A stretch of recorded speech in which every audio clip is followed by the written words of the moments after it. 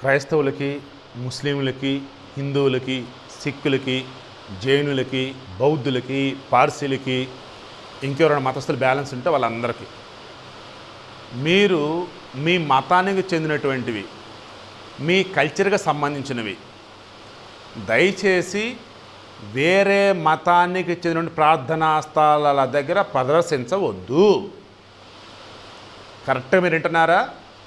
మసీదుకి వెళ్ళి నేను భగవద్గీత చదువుతా, నేను గుడికి వెళ్ళి బైబిల్ పారాయణం బైబిల్ చదివి పెద్దగా వినిపిస్తా,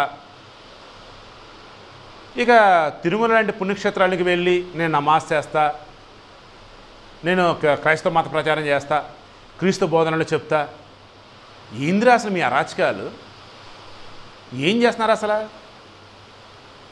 తిరుమల సప్తగిరులు 7 కొండలు కూడా పుణ్యక్షేత్రం. అది 7 కొండలలో ఎక్కడ కూడా వేరే మతానికి చెందినటువంటి నమాజులా, ప్రార్థనలా, పాటలా ఏవి ఉండొద్దు. అది వైఎస్ రాజశేఖరరెడ్డి అదే కదా చేద్దాం అనుకున్నాడు. 7 కొండలు కాదు 5 కొండలే, మిగతా 2 కొండలు వచ్చేసి 2 కొండలే దేవుడివి, 5 కొండలు ఆయన కదా హడావుడి చేశాడు. తర్వాత ఏం జరిగింది ఏంటి? మళ్ళీ ఆయన సాగు గురించి మాట్లాడి తక్కువ చేయను, ఆయన్ని ప్రమాదంలో చనిపోయాడు పాపం, అంతే. నేనేమంటాను, ఆ 7 కొండలు కూడా స్వామివారికి సంబంధించినవి, హిందువులకు సంబంధించి పరమ పవిత్రమైనవి. అరే నాయన, మొన్నటిగా మొన్న ఆ ఒబ్రాయ్వాల్ది తాజ్మహల్ హోటల్, ముంతాజ్ హోటల్, ఎక్కడైతే ఈ తిరుపతి జూ పార్క్ ఉందో ఆ రూట్లో అక్కడి నుంచి చూస్తే ఆ తిరుమల కొండలు కనిపిస్తూ ఉంటాయి.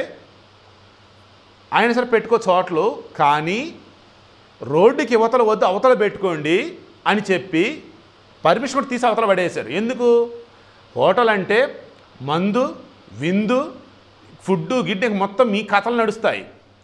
ఆ స్థలం ఏదైతే ఉందో 7 కొండలు కాదది, బట్ 7 కొండల సమీపంలో ఉన్న స్థలం, అక్కడ అసలు ఉండొద్దు. ఏది మాంసము, మందు ఇవి ఉండొద్దు అని చెప్పేసి మార్చారు కదా. అంత స్ట్రిక్ట్గా రూల్స్ అక్కడ పాటిస్తూ ఉంటే వైఎస్ జగన్మోహన్ రెడ్డి హయాంలో అక్కడ ఏం జరిగిందంటే చూసామా? క్రైస్తవ మత ప్రచారాలు, టికెట్ల వెనక ముద్రణలు, బైబుళ్ళు, ఊరు దేవుడు, ఎన్ని అరాచకాలు.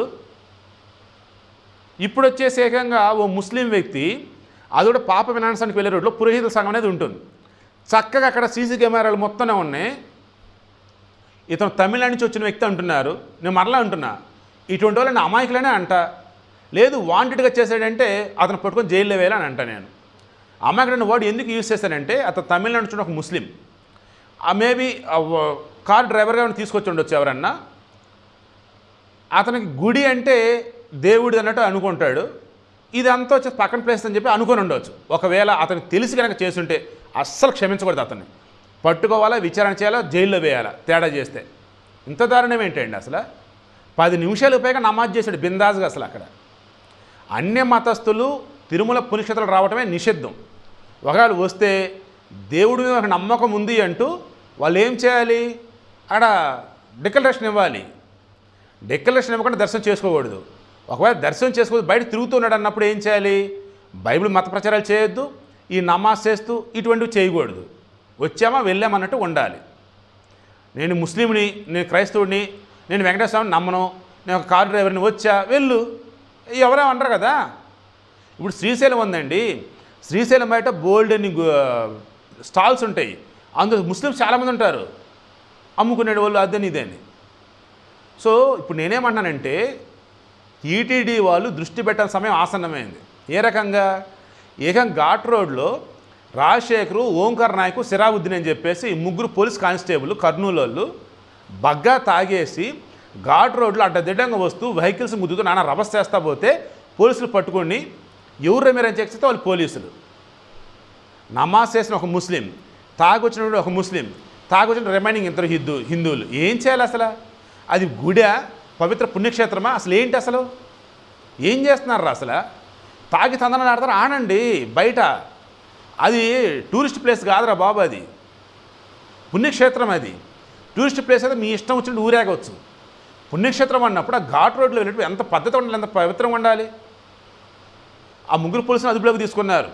ఈ నమాజ్ చేసిన అతను ఎవరని చెప్పేసి వెతుకులాడుతూ ఉన్నారు. నేను మరలా చెప్తున్నా, స్టార్టింగ్ చెప్పి ఇప్పుడు కూడా చెప్పా, మీకు నచ్చిన మతాన్ని మీరు ఫాలో అవ్వండి, మీకు నచ్చిన దేవుడిని మీరు పూజించండి. కానీ అన్య మతస్థుల ప్రార్థనా స్థలాలలో మాత్రం మీ పైత్యాన్ని చూపించకండి. అన్య మతస్థుల దగ్గర మీ మతం గొప్పదంటూ, మీ దేవుడు గొప్పదంటూ పిచ్చి పిచ్చి కోతలు కుయ్యకండి. దేనికి మనకు లిమిట్ అనేది ఉంటుంది. అది దాడితే టెర్రరిస్టులు మీకు తేడా ఉండదు.